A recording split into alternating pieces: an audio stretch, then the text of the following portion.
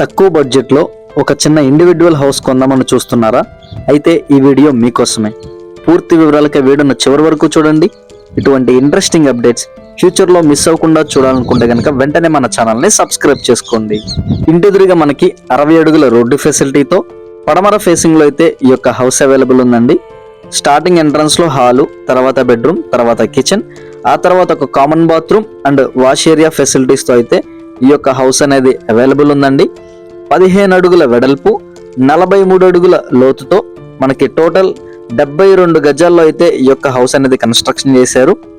House cost వచ్చేసి మనకి 35 లక్షలు అయితే చెప్తున్నారు. రేట్ అనేది నెగోషియబుల్ అండ్ హౌస్ అనేది ఇంటి ఓనర్కి కొంచెం అమౌంట్ అర్జెంట్ వల్ల సేల్ చేయాల్సి వస్తుందండి.